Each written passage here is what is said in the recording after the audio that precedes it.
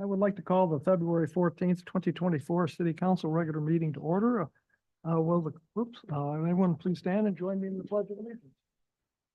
I pledge allegiance to the flag of the United States of America and to the republic for which it stands, one nation, under God, indivisible, with liberty and justice for all.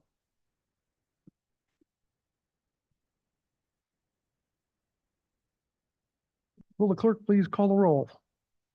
Perry, Present. Justin, Present. Hutchings, Here. Nelson, Present. Parker, Has an excused absence. Wackler, Present. Cassidy. Barely. You have a quorum. Next item on the agenda is the approval of the agenda and consent agenda. May I have a motion to approve the agenda and consent agenda? So moved. Mr. Carey. Thank you. Second. Thank you, Ms. Hutchings. Are there any changes to the agenda or consent agenda? Would the clerk please read the consent agenda? January 2024 council meeting minutes. Ordinance 2024-005, accepting grant funds from the Rasmuson Foundation and increasing estimated revenues and appropriations by $450,000 in the Soldotna Regional Sports Complex Capital Project Fund to support construction of the Soldotna Field House, sponsored by the city manager. Public hearing will be held on February 28th.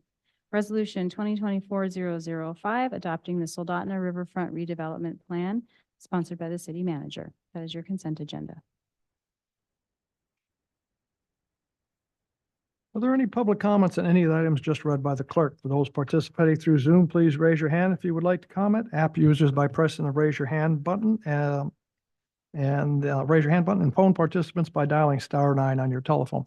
Anyone here in the council chamber wishing to speak on any of the items just read by the city clerk? Seeing none, we'll take a look at Zoom.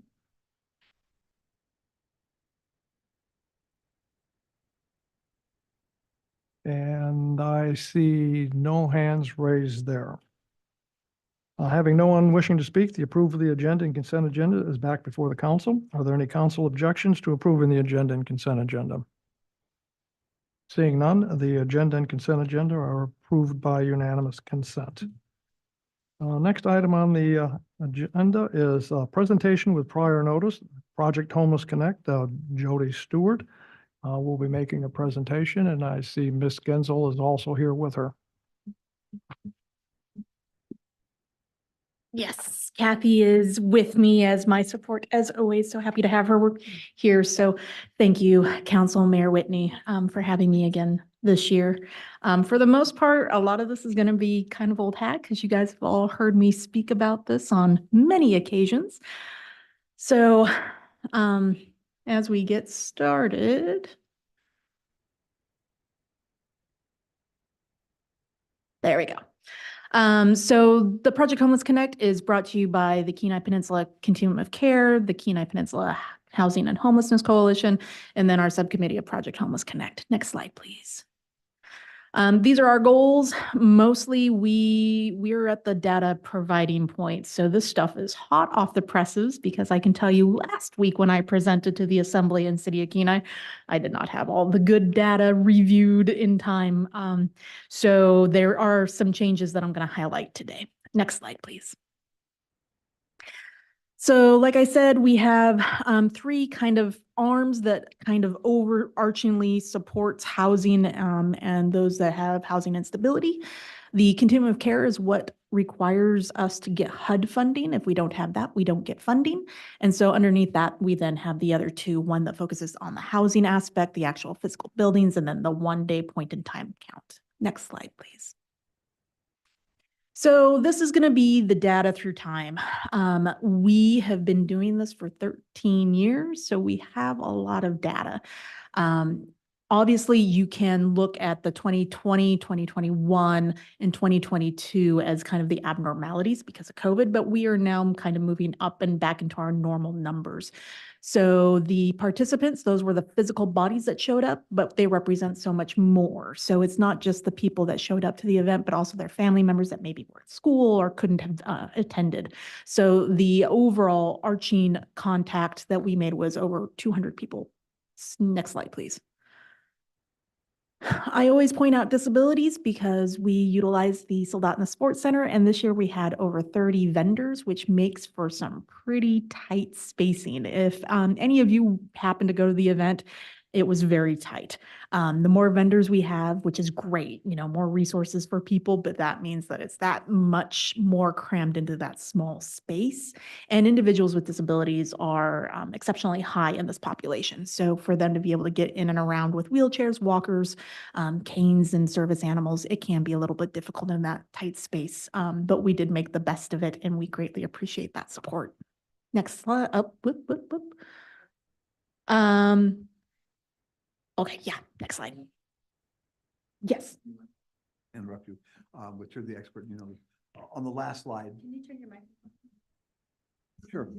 On the last slide, could we go back to the last slide?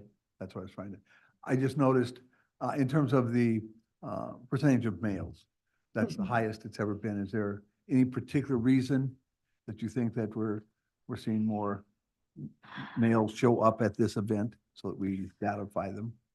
I can't say that there's a particular tickler that says that, yeah, one sex versus another.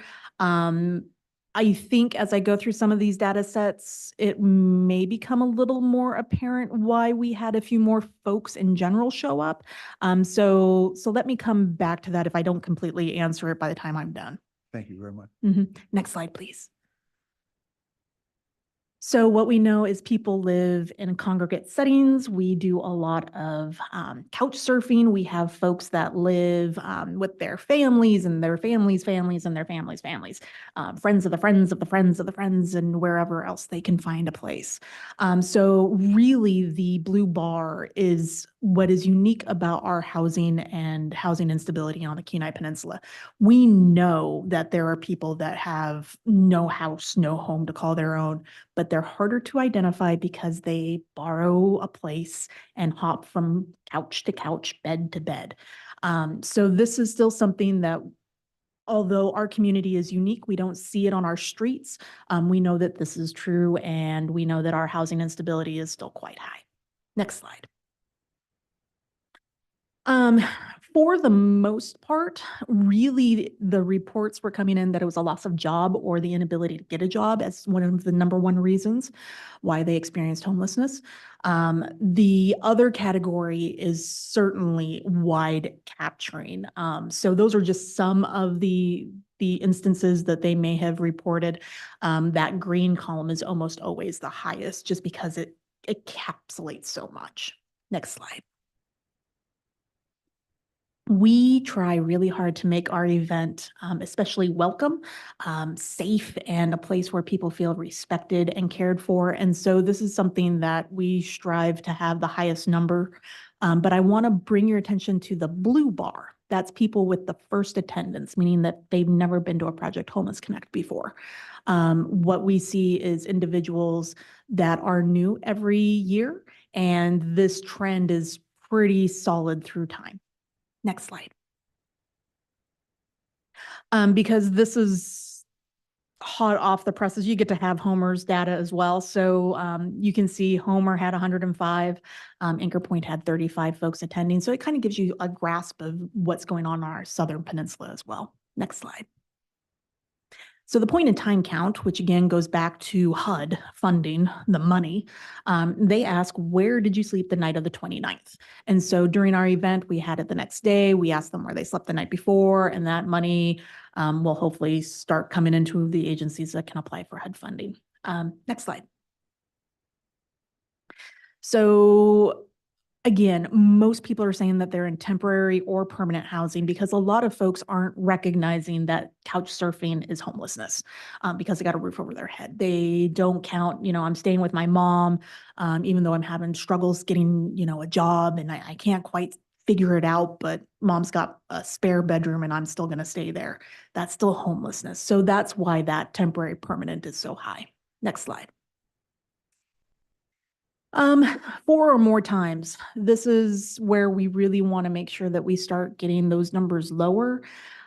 We want people to have experienced less than 4 times, 5 times, dozens of times. We want to get them through into permanent secure housing as quickly as possible. Some of the other reasons why people reported homelessness was due to the illness, injury, substance use disorder. Next slide, please. So when we ask them what they need, they still say we could use a cold weather shelter. As everyone here in this room that was here a few weeks ago knows, it got really cold for an extended period of time. Cold weather shelter would have been phenomenal, but we don't have that level of care at this point. They also said that they primarily needed clothing, transportation, food, which is what we kind of always know to be true. But this year, definitely heat, propane, wood, things to keep people warm. That was definitely a new, a higher change in things that people needed. Next slide. So here on this part, I'm just going to point out that 32% reported their last permanent address here in Soldotna, so 99669. You guys are just under by 3% this year, but you guys are neck and neck with Kenai, so it's negligible. Sometimes you guys are a little bit higher, sometimes you're a little bit lower, and this year you happen to be a little lower. 40 haircuts were provided, 17 hand massages, 6 animals received services, and then many more received food. We had a phenomenal turnout, obviously, as you can tell by the next slide. Go ahead and go forward. No, okay, well, I'll get to the good stuff. So when we talk about homelessness and housing instability, we have to know kind of the whys. This is data that's come from the nation. It's done across all states, Washington, D.C. And really what it boils down to is our minimum wage is $10.85. But the average 2-bedroom housing wage, so to have an apartment with 2 beds, you have to make $26.32. Really, really hard. You have to work 97 hours at minimum wage to be able to afford that house. 97 hours a week. I'm tired at 37 and a half. I can't imagine working 90. Well, I've done some weeks which were really rough, but goodness gracious, to keep that up long term, that's downright ridiculous. Next slide. So this is the Kenai Peninsula specific numbers. Here on the Kenai, we have to make $22.67 an hour in order to afford that 2-bedroom apartment. We know that we don't have as many high-paying jobs in that realm. It's again, incredibly difficult for folks to find housing. Next slide. So this is what I like to celebrate. We can't do this without this community. I grew up here in Soldotna. I will always say that Soldotna is the best place to be. And this is the reason why. Our vendors and our donors and our volunteers, they are the glue that make this event possible and happen. And I can't say enough warm things to how they made this event as wonderful as it was. Next slide. Oodles and gobs of sponsors, which includes you guys as the city of Soldotna with the donation of the space for the Soldotna Sports Center, as well as, sometimes we are able to get the mini grant as well. The funding that you guys provide helps people to get back on their feet. You may not necessarily see the direct impact that you make, but I do encourage you to always come to Project Homeless Connect. It'll be in January of 2025. Next slide. And it's because there's always hope. And so that's what we're here to provide, is the hope for the next year. And that'll be year number 14. One day I hope to be presenting that we have some stable housing and low income housing units available. But we're not there yet, but I have hope for the future. Thank you. Any questions or comments from the council? Mr. Wilson. Thanks, Jodi. You may not be able to answer this, but I think you alluded to it a little bit in your presentation. So I'm looking at the wage here. So $22.67 for a 2-bedroom home. And then I think also you had some statistics earlier about, people that were in the couch surfing, or what I guess I would call probably unsecure housing situations. Do you know, or do you suspect through these interactions that, I guess I'm getting to is, I wouldn't think a lot of people maybe in those situations may go to that event. Again, you said that they don't maybe consider themselves homeless. do you have any information on, I mean, I guess I'm getting to, I can probably figure out that we have a lot of jobs here that don't make 22.67 an hour. Do you know what the local statistics are for maybe those folks that are housing insecure, maybe as opposed to our traditional perception of housing or homelessness, excuse me? I appreciate that question, but that is data that is not well collected. That would require data from like our local renters, our folks that are directly connected to units. But what I can tell you anecdotally is that our rental units have not gone down in price. The cost of everything has gone up. When we're looking at wages, certainly some wages have increased, but it still hasn't increased to the amount that's necessary. The statistics that's in this report comes from the concept that you're only supposed to pay 33% of your wage to housing. Anything beyond that is unsustainable as far as what the experts, the research folks say. So since it's unsustainable, they say 33% of your wage, that's all that you can afford. Thus how they come up with these numbers.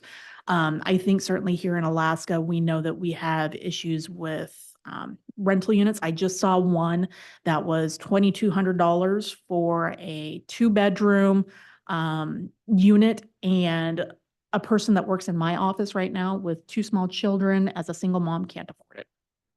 So anecdotally, yes, I know these things to be true, but without those data points from renters, it's hard to ever capture it. I appreciate that. I would assume it's a high number, as would be my anecdotal analysis. Thank you for the presentation. Anyone else? Mr. Joseph? Thank you. 2 questions. First of which I'll follow up on kind of line of questioning that Councilman Nelson was kind of inquiring on with the rentals.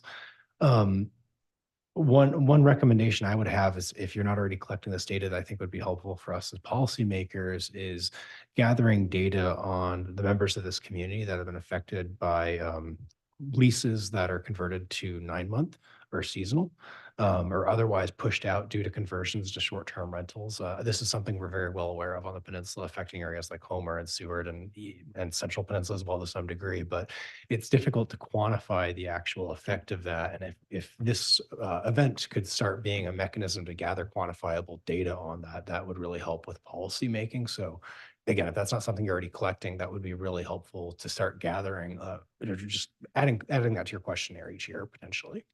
So I greatly appreciate that. And that's also why Kathy is here to ensure that we do as much data collection as possible to, certainly help you guys and help others in making sound decisions. And I can tell you that the Housing and Homelessness Coalition actually has a separate breakout committee that is focused simply on data collection and data points and trying to figure out what are the best things to look forward at. So I will certainly bring that up. The questionnaire that we have, just so you guys know, is provided by HUD. And so we have to review that questionnaire, and then we have to add a whole bunch of questions. So we've been doing that every single year because the HUD questionnaire just doesn't capture a lot of what we're needing. So we wind up trying to do that kind of on the back end. So people come in, they do the HUD questionnaire for the point in time count. And then when they exit, we have a separate survey that we ask them questions. So as long as we can capture them as they're exiting, we can ask them pretty much anything we want to. So that's probably what we'll start looking at adding for next year. Okay. If I could get information for someone to contact on that committee, I'd love to follow up with them, because this specific area is one that I'm very interested in gathering more info on. I'd be happy to speak to them at maybe their next meeting if that's potentially an option on the table. Always.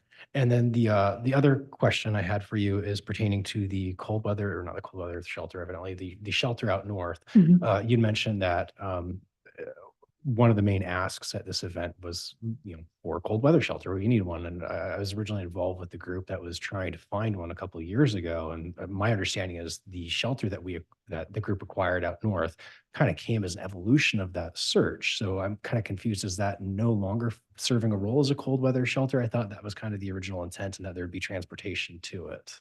So let me clarify a little bit. For the Nikiski Shelter of Hope, that was the property that was purchased out in Nikiski. It has gone through some significant remodeling, which has limited the amount of numbers of people that we can house in it due to some fire marshal aspects and some watering issues to help in case there's a fire.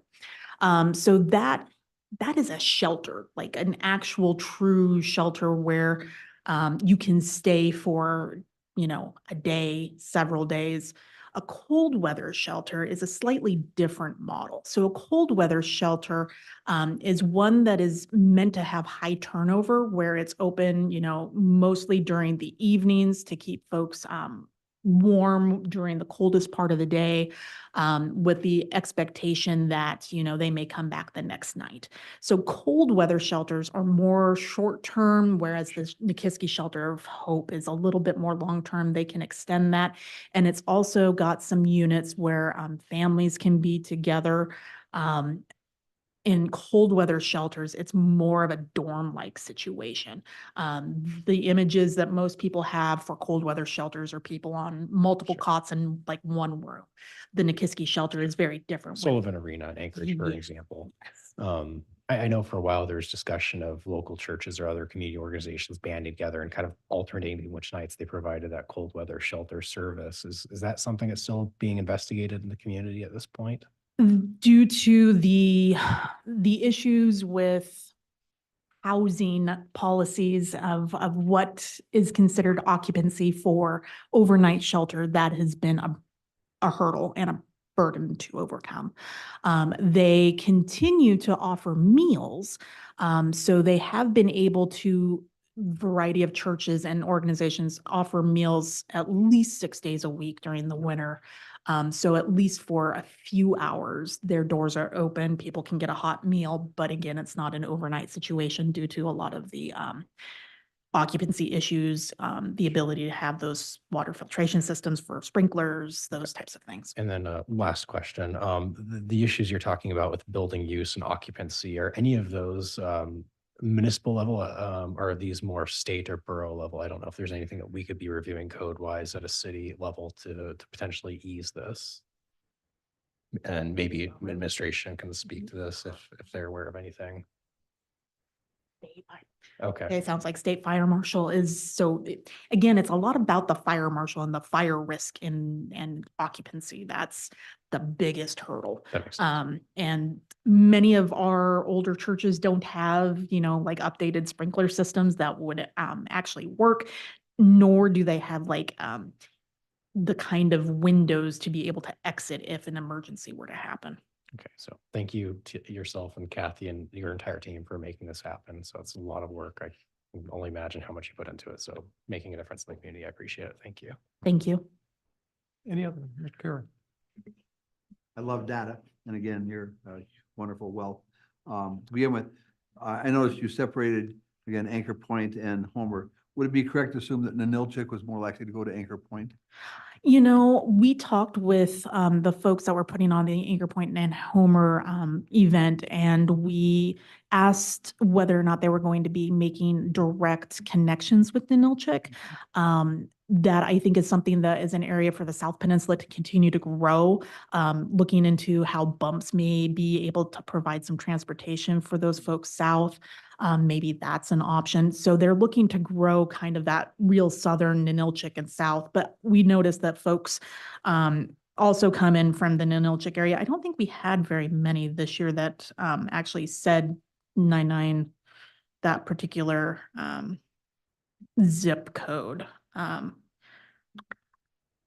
Yeah, it doesn't look like we had anybody from Ninilchik that came in, although we had 6 that refused.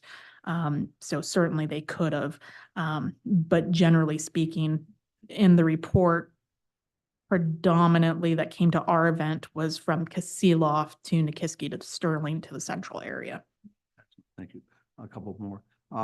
Do you find in looking at your data, and I understand you're processing, but you've done it for all these years, is there a significant difference in the type of individuals who are, I'll say homeless or again, facing that in the Southern Peninsula as compared to the Central?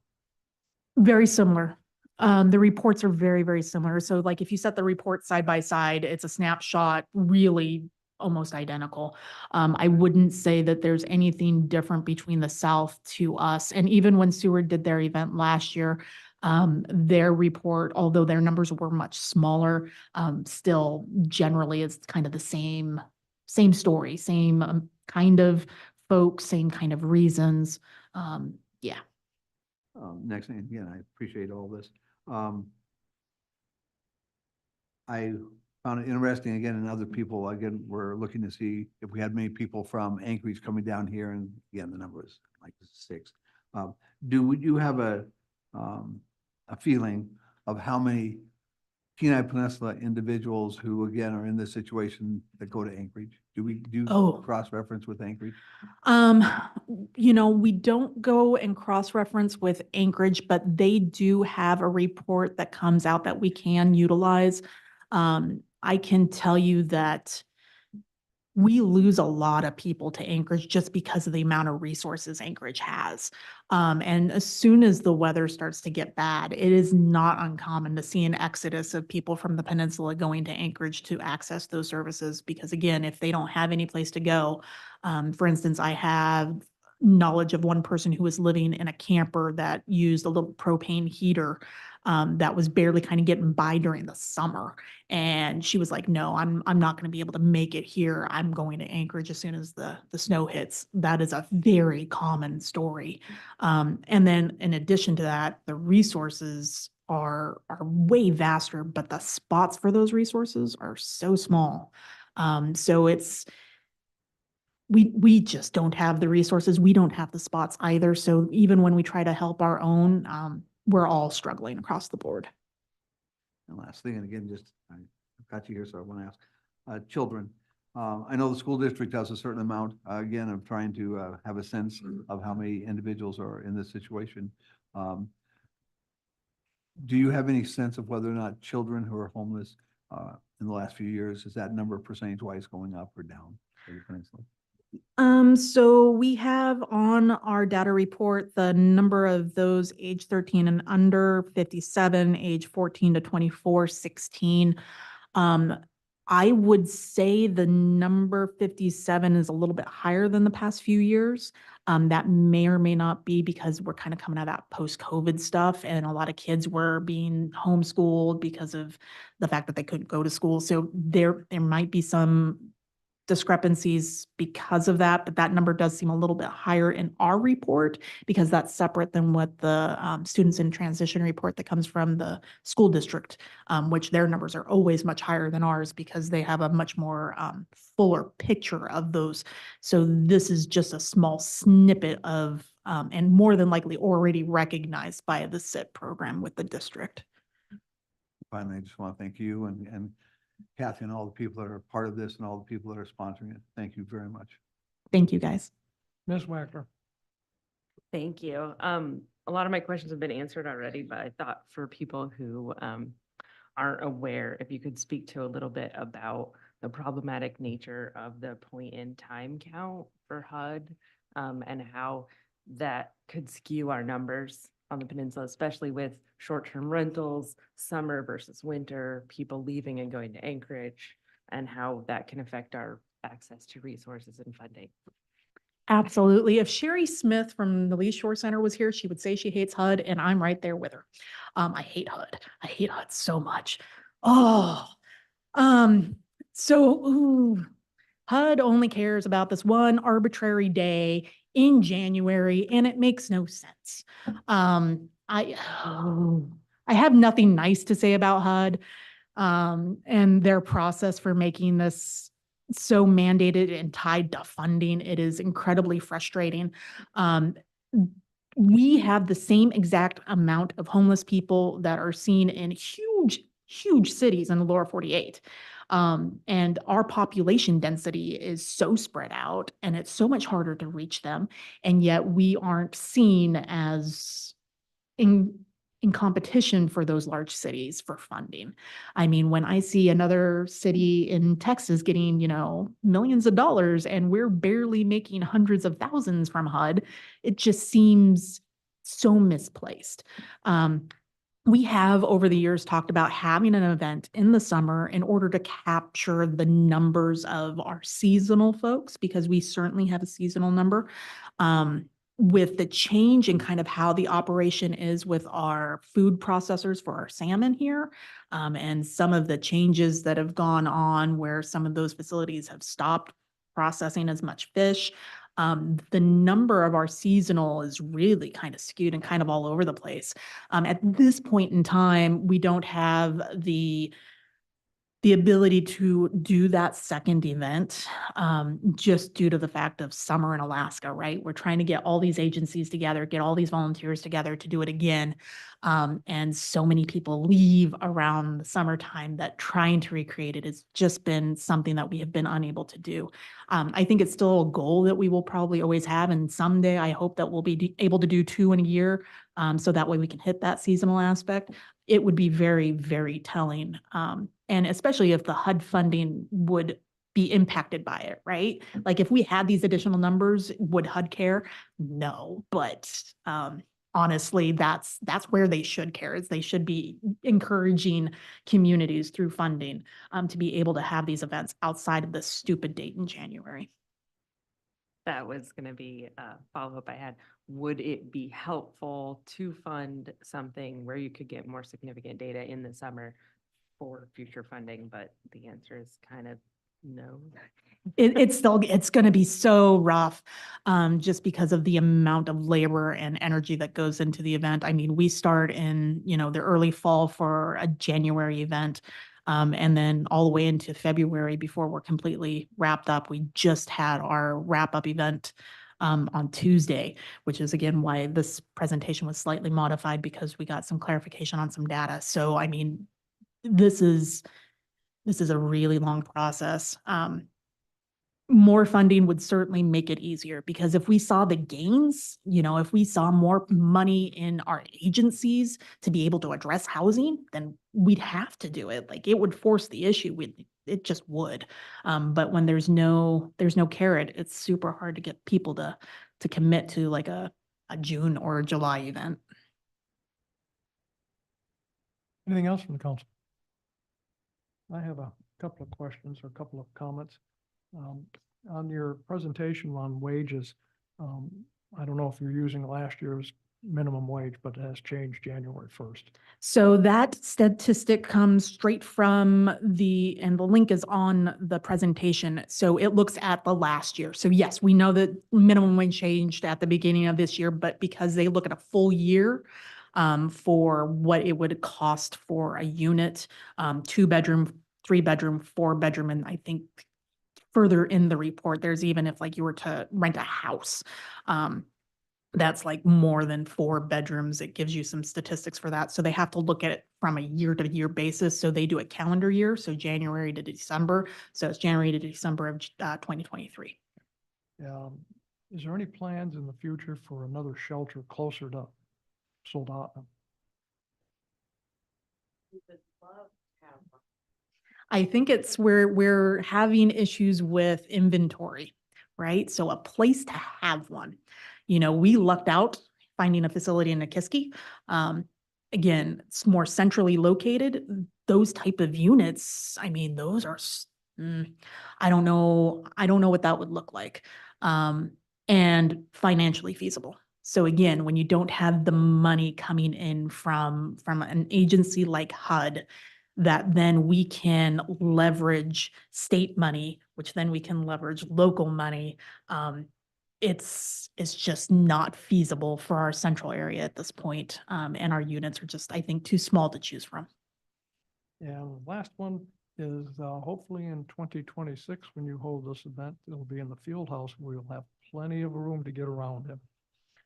I would be thrilled to be able to utilize that facility once it's completed. I think that's something that we're all kind of hoping and looking forward to. I think it would be beneficial in a number of ways. And again, if you saw it this year, it was hustling and bustling at the sports center, and you guys should all be very proud of that space. But certainly it was tight. It was definitely tight. Kyle heard that. He's working on it. He's working on it. Okay, that's all I have. Anything else? Thank you very much for the presentation. Thank you for all the hard work you and Kathy do. I missed the meeting today for other reasons, but great job. Good job. Thank you guys so much for letting us present today. Next on the agenda is the Soldotna Visitor Center Quarterly Report by Maddie Olson, Executive Director of the Soldotna Chamber of Commerce. And happy Valentine's Day to you also. Yes, happy Valentine's Day. Thank you for having me again and letting me present our fourth quarter report a little bit late in the end of January. I was in LA at a conference for the Levitt Foundation, planning for our 2024 music series. Okay, I'll start with the director's message. So we wrapped up 2023 with a bang, hosting a wonderfully attended Christmas in the Park. It was the biggest I have seen. I would estimate we had around 2,000 attendees at that event. We hosted several local musicians. We had a live nativity scene and sleigh rides, as well as a visit from Santa and his reindeer. So a big shout out to the city, Parks and Rec, and all of our sponsors for that event. It was incredible. We ended the year with 488 members, which is down 6% from 2022. A lot of that was due to just general cleanup of our membership database. And our team is in the process of overhauling our member benefits, community partner benefits, and sponsorship opportunities so that we can serve our membership and the community to the fullest extent. So I'm excited. At the end of the month, we should be rolling out a lot of that information. We facilitated a robust Soldotna marketing campaign throughout the year, including 20 community events, 18 member events, and 7 ribbon cutting ceremonies. The pie auction that was held in October was themed Viva Las Vegas, and we raised $40,000 to support our scholarship and event programs. It was a huge success, and thank you for everybody that was able to make it. We also brought back our Spark Soldotna Shark Tank event in November, and we awarded $4,000 to AK Big Sipper on top of our 4 annual Scholastic scholarships. Our online communications continue to evolve and grow, and we currently manage 3 Facebook pages and 3 Instagram pages with 14,000 followers on our main page and a combined impact of over 1 million post reaches through this past year. We have an e-newsletter that promotes member events, programs, and deals, and that has a reach of just under 1,500 people weekly. These efforts to support our business community would not be possible without our partnership with the City of Soldotna. Your continued investment supports the regional leadership we bring to help Soldotna business grow, connect, and thrive. So working together, we'll continue to build a prosperous community, and I'm very grateful to be a part of it. Moving on to our visitor center and marketing updates, we are excited to be working with alaska.org to update their Soldotna pages going into 2024. We will give updates on local dining, community, things to do and see, trip itineraries, and they have a lot more. In addition, we're excited to look at being included in their new winter recreation guide, which will be for the 2024-25 season. For the last year's impressions on alaska.org for Soldotna, they have 30 pages and it totaled just over 27,000 impressions. For our website, visit soldotna.com, in the last quarter and fourth quarter, we had just over 17,000 impressions across our website. So in 2023, we invested it in 8 advertisement companies to promote Soldotna, and they're listed there. We distributed about 38,000 Soldotna visitor guides throughout the state, and we mailed those outside of the state as well. And we were able to mail out 36 relocation guides. We did an update to the relocation guide at the beginning of the year. That is something that we're going to be working with KPED on to update that packet and hopefully bring more people to our beautiful community. For the 2024 Visitor Guide, we completed an extensive redesign of the Soldotna Visitor Guide, including new content pages that promote local food trucks and open air markets in Soldotna and also events that happen in Soldotna Creek Park. The new design is clean and easy to read and features a lot of new photography that we got in 2023. And as mentioned before, we distributed about 38,000 copies of the visitor guide. We were able to get or distribute all of them by the end of the year, which was a huge success. And the new guide was delivered January 17th. Today was the official launch for our 2024 visitor guide. We had a little pop-up event at Northern Lights Espresso, and I hope you all enjoy your copy that I gave. And if you'd like more, feel free to stop by. We have plenty. Looking at our social media, everything continues to grow between 1% and 3% on all of our following, on all of our pages. Fourth quarter compared to 2022 was down a little bit. So apologies. Our Google search and average engagement time are both up, while overall website traffic was down. The pages visitors are navigating to are more accurate on where we want the users coming from, according to our web designer. And that was a huge goal for us in 2023. So it's great to reach that. Moving on to highlight our fourth quarter events. The Chamber's 64th Annual Awards Celebration was held in December, and it is an honor to recognize the people who make Soldotna a wonderful place to live and do business. And I will say it was incredibly fun watching all the nominations come in, and it was really tough to choose our awardees this year. I will run through them quickly. Excellence in Profession went to Tim Dillon, previously with CAPED. Government and Civic Affairs Award went to Kyle Cornelis. Commitment to Youth went to Shanette Wick with Boys and Girls Club. Commitment to Customer Service Award went to Allen Sisters Coffee. Our Person of the Year was Leslie Rohr, with Love Inc. Our Small Business of the Year was Echo Lake Meats, Eric Watkins. Our Chamber Business of the Year was Alaska West Air. Volunteer of the Year was Linda Tannehill with the Food Bank. Our Pioneer Award went to Dale and Rhoda DeLifka, and our President Choice Award was Rocky Hawkins with Walk and Roll. So again, it was really tough to choose our awardees. I'm excited to just continue taking the time to recognize members in our community.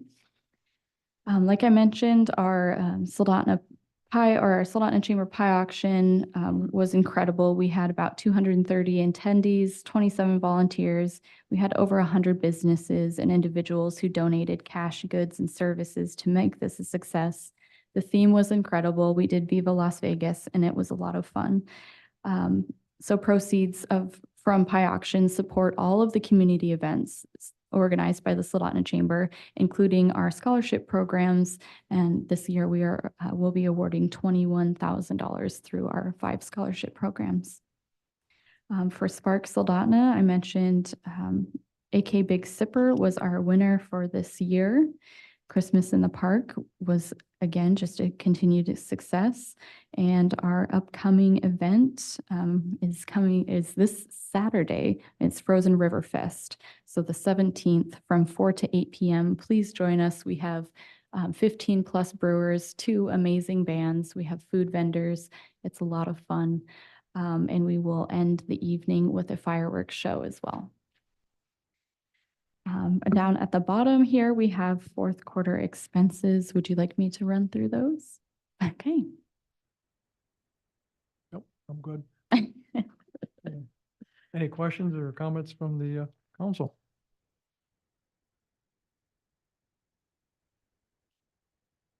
Oh, looks like everybody's All right. happy. Yeah, easy peasy. Good job. The pie auction was a great event. I had a good time there, and look forward to the next one. Thank you. Maybe one of these days I can afford one of them. Yeah, it was a great event. And I will say, last week I hit my 1 year mark in this position. And I just want to say that I have, I feel so grateful. I am incredibly impressed with our community. I'm so grateful to work with all of you. And just your leadership in moving our community forward is impressive beyond measure. I fall in love with our community more and more every day. So thank you for working with us and supporting our mission. Doesn't seem like it's been a year. You know, it went by really fast. Okay, thank you very much. Thank you, guys. Next item on the agenda is item number 5, public comments and presentations. Items other than those appearing on the agenda, 3 minutes per speaker, 20 minutes aggregate. Are there any members of the public who would like to speak on any item not appearing on the agenda? For those participating through Zoom, please raise your hand if you would like to comment. App users by pressing the raise your hand button, and phone participants by dialing *9 on your telephone.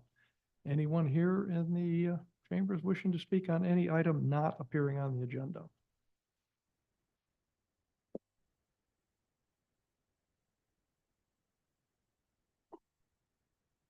Daniel Lynch, downtown Soldotna. I caught the notice here. Of course, I couldn't catch it in the paper because we don't publish in the paper anymore, although the city of Kenai does and the borough does. So I stand out in your little window. Sometimes I get by here when there's still a little bit of light so I can read what's going on. But I saw there was presentations with prior notice, and I was kind of interested in both of them. Young lady that just left was wondering what had ever happened to this project. When we bought the Davis Block property, I believe it was in 13 for $1.1 million. And we were going to sit on it for 5 years for the chamber to develop the new visitor center. It's still a gravel parking lot. Nothing's been done with it.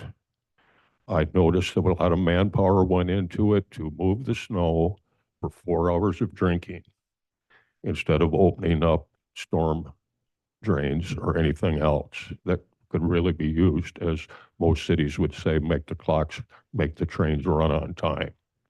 But I believe we purchased that in 13. This little addition of great design of what they were going to do on that property came out in, I believe it was 18. So 5 years is gone. $1.1 million of taxpayer money still sitting there. And the 5 years, you're right, the 5 years is up, and there's no longer a hold on it for the Chamber of Commerce. It's sitting there, and it's going to be part of the Riverfront development project, which is going to take a number of years. Okay.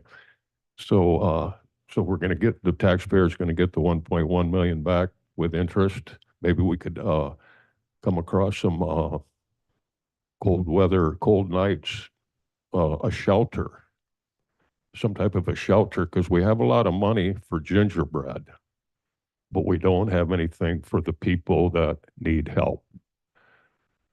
I'm sure where they had the Homeless Connect, that city property, you could house people in there when it gets below 0.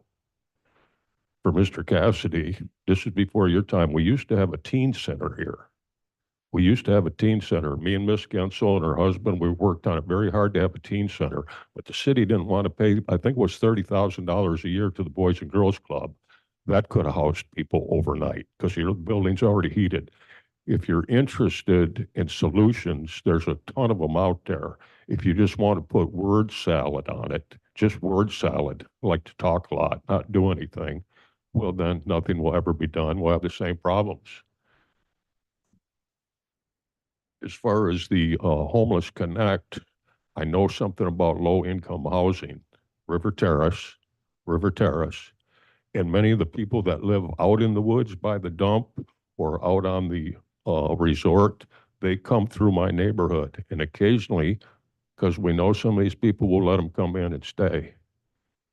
Just last week, I I rustled up extra pairs of bunny boots and gave to some people living out in the woods and some heavy duty coveralls and such, and they were very grateful.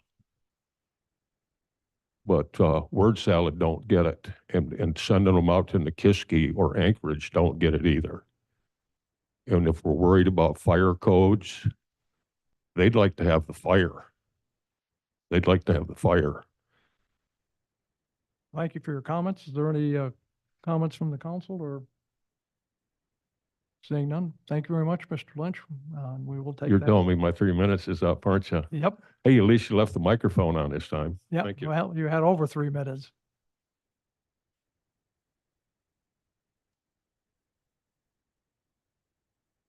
I see no one else in the chambers wishing to speak, and I'll move on to Zoom, and I see no hands raised there.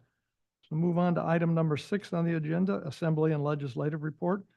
Are there any representatives from the borough or state in attendance who would like to speak? And I see none here in the chamber, and I see none on Zoom. So moving on to the next item on the agenda, public hearings, testimony limited to 3 minutes per speaker. Ordinance 2024-004, rezoning Hillcrest subdivision lots 5, 8, 9, and 10 of Block 3, Airport subdivision Lot 1 of the Emergency Center replat, and Airport subdivision lots 0, 1, and 2 of Block 2 be rezoned from commercial to institutional on the official zoning map. Introduced by the city manager. And may I have a motion to enact? Ms. Hutchings. I'll make a motion to enact ordinance 2024-004. May I I'll have a second. please? Thank you, Mr. Chilson. Report from the city manager. Thank you, Mr. Mayor. I am going to ask Director Zarneski to speak to this item. Good evening. The city received a request from the borough and from CES to rezone 8 lots from commercial to institutional on November 17th of last year. And if you're not familiar where this location is, it's behind, or it's at the former Foster Construction site on Wilson Lane. It's immediately adjacent to the Office of Emergency Management. And this rezone is requested to move Station 1 from its current location to a new location. So it would be essentially right next door to the OEM or Office of Emergency Management building. Both the borough and CES worked with city folks, myself included, former city manager Stephanie Queen. On site selection, we went in there with our thoughts and criteria as far as what we were interested in seeing for a particular site. This site was one of several that met both our criteria and CES's criteria. Ultimately, they tried to purchase a couple different lots, and ended up with these lots as their preferred choice. One other action that they've got going on at this time is that they are combining all of these 8 lots into a single lot. So this one large single lot will hold both the fire station number 1 and the Office of Emergency Management on a single parcel. Planning and zoning approved, or I should say recommended approval of the rezone request at their January 3rd meeting. And they also approved a conditional use permit for construction of the fire station at their last meeting on February 7th. As required by our code, we do have all of the planning commission materials, including the meeting minutes and a copy of the resolution for your review. I'd be happy to answer any questions. Thank you. Are there any members of the public who wish to speak on this item? For those participating through Zoom, please raise your hand if you would like to comment. App users by pressing the raise your hand button, and phone participants by dialing *9 on your telephone. Is there anyone here in the audience wishing to speak on ordinance 2024-004? Seeing none, I'll take a look at Zoom, and I see no hands raised on Zoom. Having no one wishing to speak, the item is back before the council. Are there any council comments? Seeing none, we'll call for the vote.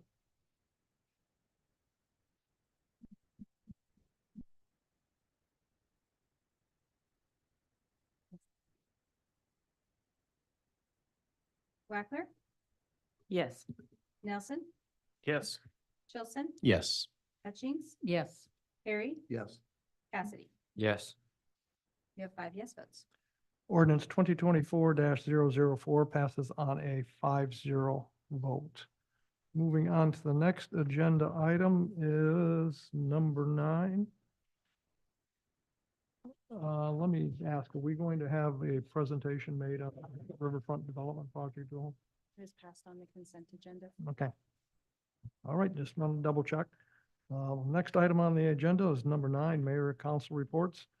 Mayor's comments, a few here. Alaska Municipal League Winter Legislative Conferences in Juneau, February 20th through 22nd. I will be attending. Vice Mayor Parker, Councilmember Chilson, and City Manager Bauer will also be attending. The mini grant cycle 2 application period closes Thursday, February the 15th. That is tomorrow. And then City Hall will be closed Monday, February the 19th in observance of President's Day. Other comments? Happy Valentine's Day for everyone. The roads are, the weather's great, the sun's shiny. The roads are getting a little icy just because of snow melting and ice melting a little bit and putting a glaze on there with the sun shining on it. So be careful, and I'm sure the road crews out there sanding and doing all that good stuff. Friday, I was able to attend the Aspen Creek grand reopening, Aspen Creek assisted living thing, facility. The last time I was in there, it was the Riverside, so it's changed dramatically. It's a very nice facility. They did a great job on the remodel of the, and then all the new addition. And they're planning on another new addition in 2025 to add on a section for Alzheimer and dementia patients, which will be to the left of the building as you face it. And that is something this community desperately needs, and I'm looking forward to seeing that come open here in a couple of years. I sympathize with everyone in Kansas City who had to suffer through the horrendous shooting that took place there and the number of people that were injured at what should have been a happy and joyful event that turned into a not a very happy one. So my sympathy with all of them. And it seems to be that time of year where illnesses are coming about. A lot of COVID's floating around. There was an event here about 10 days ago where I've heard tonight 18 of the people that attended that have all come down and tested positive for COVID.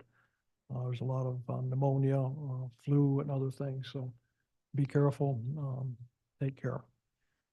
And next item is council reports on boards and commission, February 7th, 2024, Planning and Zoning Commission meeting. Ms. Hutchings. So it was a long meeting.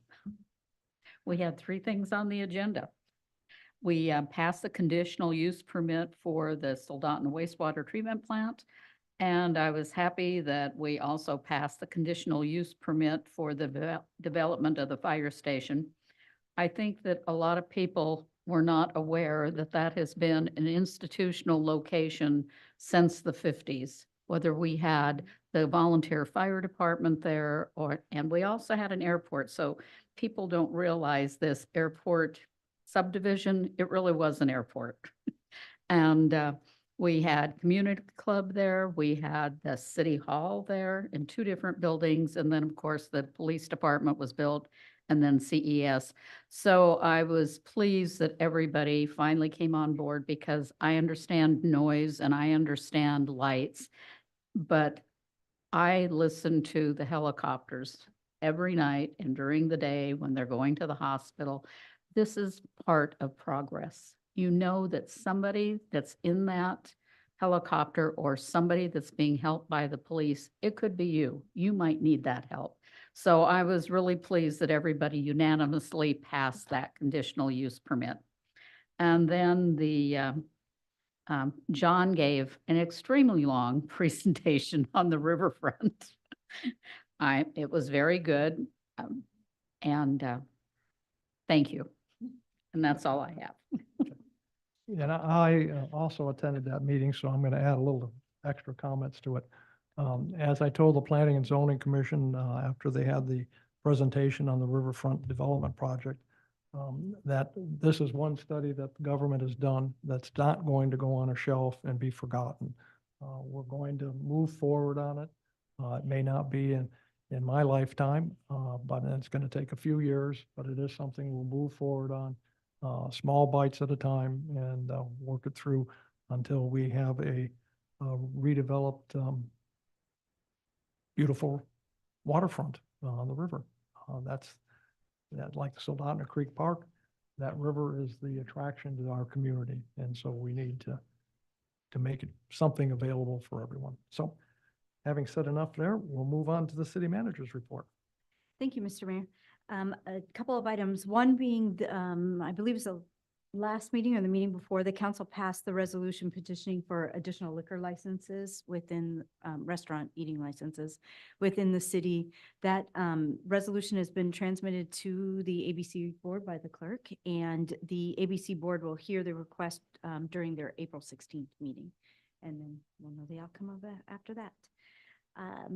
Also, I did want to comment on redevelopment. First of all, thank you for passing it and under consent even, but thank you very much. As you know, it's been a culmination of years and a lot of work, especially out of the planning and zoning department.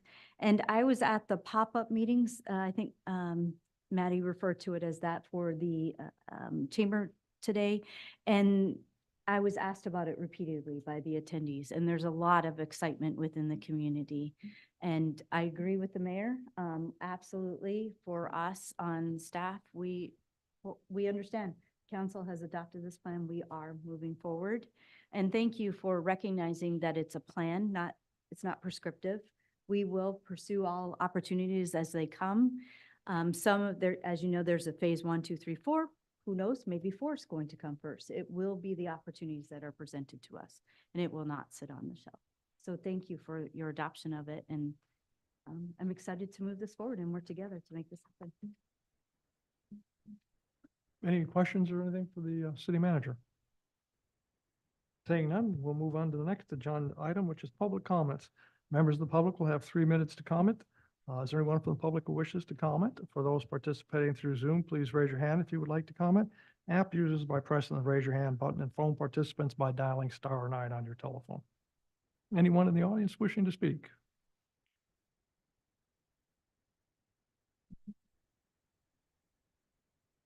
Same as I was before. You bring up the Riverfront development. And I didn't get a chance to talk with Mitch Stewart, but of course, next year, her bars of homeless people will be much higher. And I'd just like to thank the city for that as they move forward, no matter how long it takes.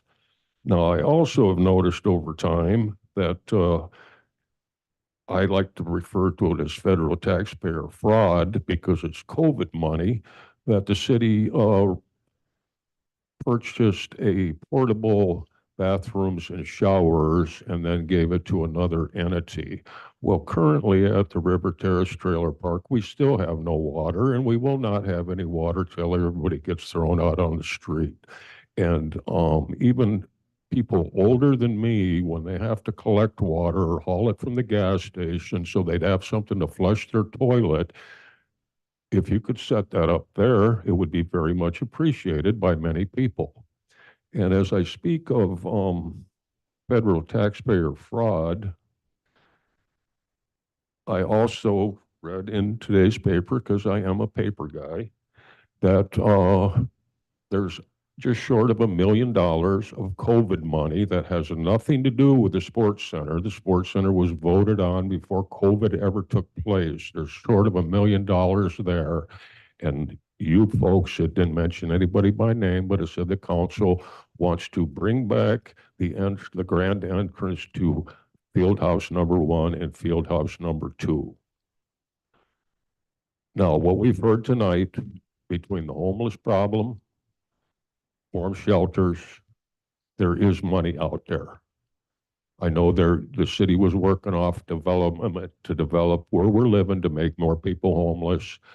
One time, the planning and zoning president said we need to do something about low-income housing.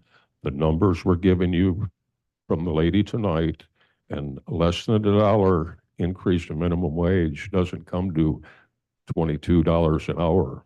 Many of our residents actually work here in the city at Safeway buffing floors or whatever for $12, 6 hours a night, $12 an hour, and they were able to hang their hats there at the River Terrace Trailer Park. You just tell me when I run out, because that's not going.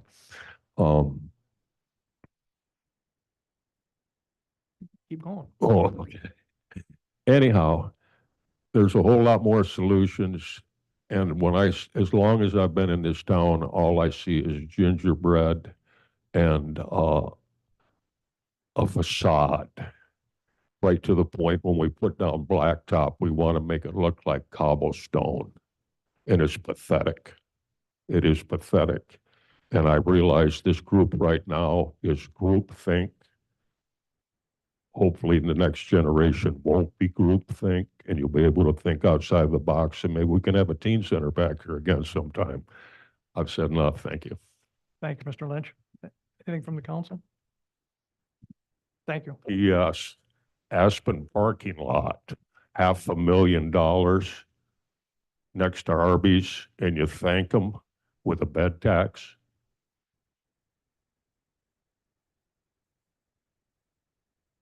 I see no one else here in the audience wishing to speak, so I'll take a look at Zoom, and I see no hands raised on Zoom.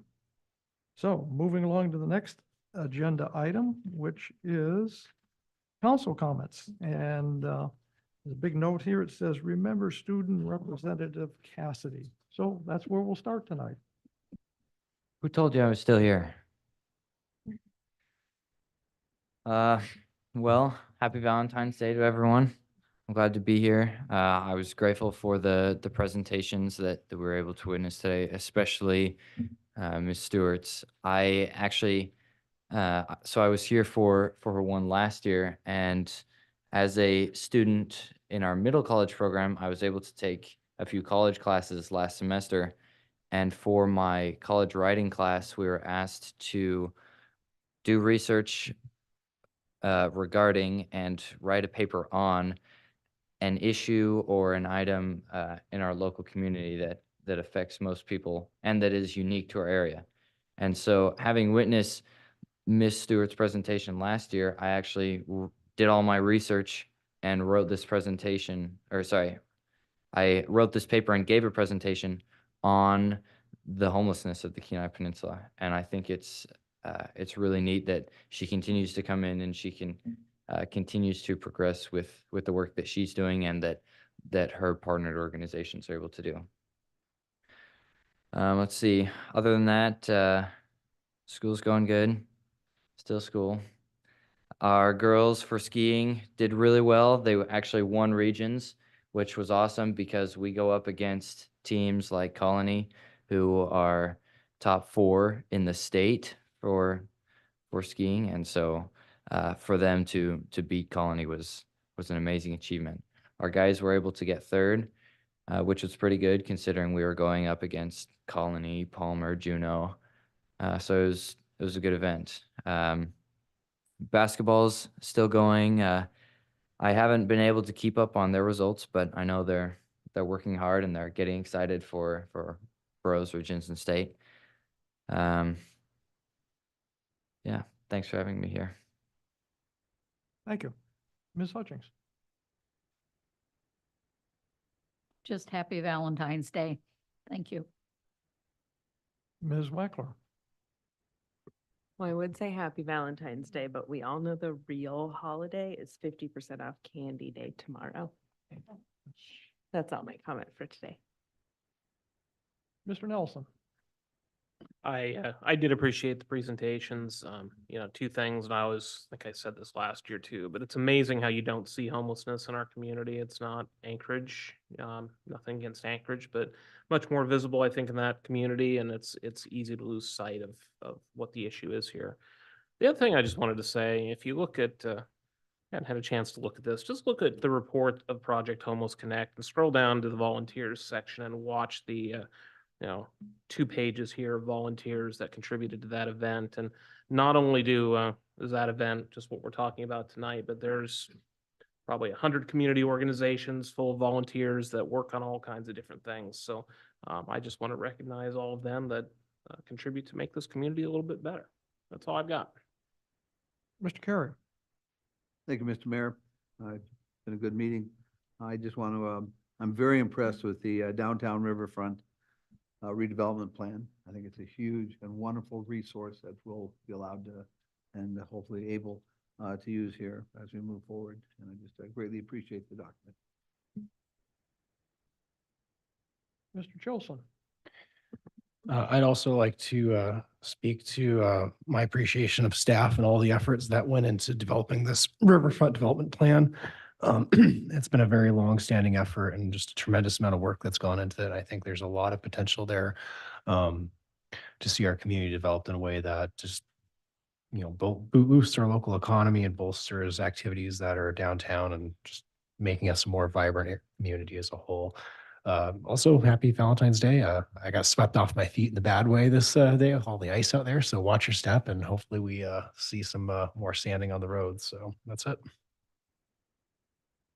Thank you. We'll move on to the next agenda item, which is executive session, and there is no need for one this evening. Next item is meeting announcements. The February 28th, 2024 City Council meeting at 6 p.m. And seeing no further items on our agenda, we are adjourned.